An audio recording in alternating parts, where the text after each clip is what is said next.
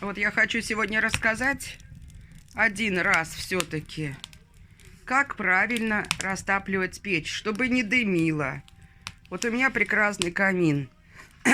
Он дымил довольно долго, целый год, пока мне кто-то не сказал одну вещь, потом вторую. До третьего я дошла сама. Во-первых, дымит именно из-за того, что вот эта нижняя часть закрыта, к примеру. Либо она закрыта вот там, где у вас стоит пепел. Вот этот пепел, во-первых, видите, сейчас пусто. Надо вычищать. Если вы не вычищите, он будет полный, не вычистите. Тогда тоже будет дым. Если будет закрыта дверца нижняя, то вообще гореть не будет. Будет плохо гореть.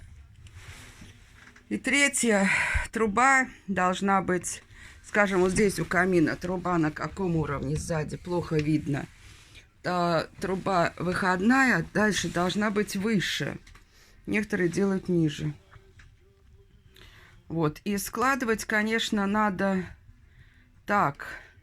Сначала я, например, чтобы лучше разгорелось, в бумагу заворачиваю вот такие вот штучки.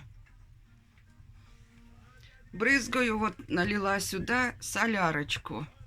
Пшик-пшик брызнула на бумагу и на эти штучки положила в камин. Сверху положила 2-3 палочки, такие вот не совсем щепочки, но такие небольшие для растопки. Ну вот они где-то 15 сантиметров длиной. Вот. 2-3 штучки. Сверху кладу вот таким как бы домиком. Как вам здесь показать? Вот, скажем, это бумага сверху таким домиком. Я, к сожалению, не засняла, как я сложила. Сначала домиком вот так складывается. Ну, примерно вот таким образом. Здесь попшикать можно буквально чуть-чуть солярочкой из такой вот бутылочки. Любую бутылку из-под брызгалки какой-то берете, наливаете солярку, пшикаете, поджигаете и закрываете дверцу. Как полагается, нижнюю открыть, верхнюю закрыть. Снизу идет доступ воздуха. Без этого доступа воздуха, конечно, огонь гореть не будет. Вот если надолго сейчас закрыть нижнюю дверцу, огонь перестает весело играть. Тухнет, тухнет, тухнет. И я раньше думала, почему у меня тухнет камин. Потому что никто мне не говорил и не объяснял. Оказывается, вот, видите, я открыла и сразу веселей загорелась. Затрещали дрова. Весело стал огонечек играть. И вот как только...